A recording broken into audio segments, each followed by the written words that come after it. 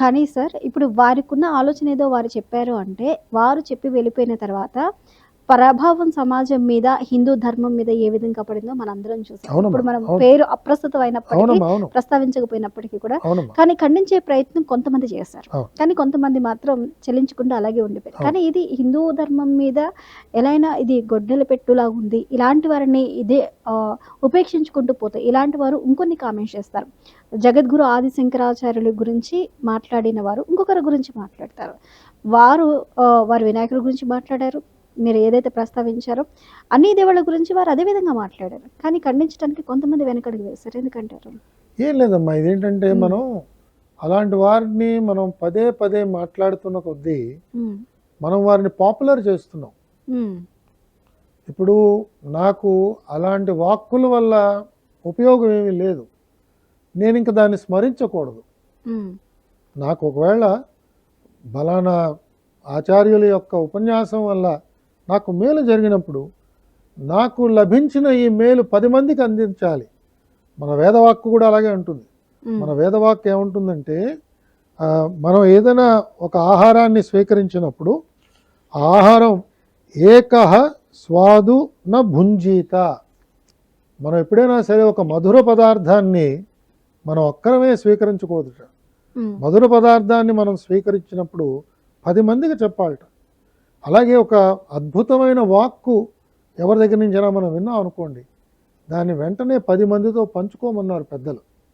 అలాగే అది దానివల్ల నేను బాధపడ్డాను. ఉదాహరణ కిందాక మనం చెప్పుకున్నట్టుగా ఆదిశంకరుడు గురించి మాట్లాడిన విషయం నాకు బాధ కలిగించింది. ఆ బాధని నేను 10 సార్లు మాట్లాడుతున్నప్పుడు నేను 10 సార్లు బాధని అనుభవిస్తున్నాను. నేను ఎందుకు బాధపడాలి? ఆయన మాట్లాడారు, ఆ మాటలు వ్యాప్తి చెందాయి, వ్యాప్తి చెందిన వారందరూ బాధపడ్డారు. వీరందరి బాధకి కారణం ఆయన. కాబట్టి ఈ బాధ అంతా ఆయన మీద పడుతుంది వెళ్ళి. కానీ ఇక్కడ శైవులు వైష్ణవులు అంటూ కూడా ఒక చీలిక మాటలు కూడా మాట్లాడేవారు. అవును, ఏ విధంగా మనం మాట్లాడినా కూడా మన సనాతన ధర్మం యొక్క గొప్ప విషయం ఏమిటంటే విశాల దృక్పథాన్ని మనకు నేర్పిస్తుంది. విశాల దృక్పథం అంటే మన మీద యుద్ధానికి వచ్చిన వాడిని ఉపేక్షించమని కాదు, అక్కడే ఈ జాతి కొన్ని తప్పులు చేసింది.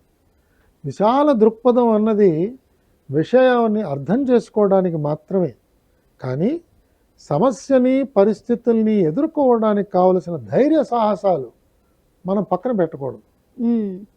ఆ విధంగా మన జాతి చేయటం ద్వారా అనేక గుళ్ళు గోపురాలు ముష్కరులు వచ్చి దాన్ని అంతా కూడా విధ్వంసం చేశారు. అనేక దుర్మార్గాలు సమాజంలో చేశారు. కాబట్టి అలా చేస్తున్న వారిని ఉపేక్షించాలని నేను ఎప్పుడు అంటలేదు, ఎదుర్కోవాలి వారిని. ముందు మాట ద్వారా, మాట వాళ్ళకి అర్థం కాలేదు, వాళ్ళు ఏదైనా చేష్టలు చేయడం ప్రారంభించారు అనుకోండి, మనం తిరిగి చేయడానికి సిద్ధంగా ఉండాలి.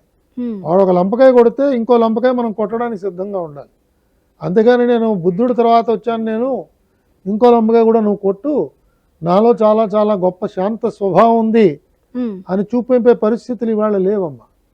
కాబట్టి మాటకి మాట చెప్పాలి, కానీ అది ఎలాంటి వారికి? మనతో శత్రువులు అన్నవారికి. కానీ ఈ ఆచార్యులు మన శత్రువులు కాదు. అవును, ఈ ఆచార్యులు మనలోని వాడే, మనలోనే ఉన్నతంగా చదువుకున్నవాడు, ఒక గౌరవ స్థానానికి చేరినవాడు. ఎందుకు మాట్లాడాడు? ఆయన వివేకానికి వదిలేద్దాం. కానీ అది నేను 10 సార్లు 10 సభల్లో మాట్లాడుతున్నంతసేపు నాకు దుఃఖం పెరుగుతోంది.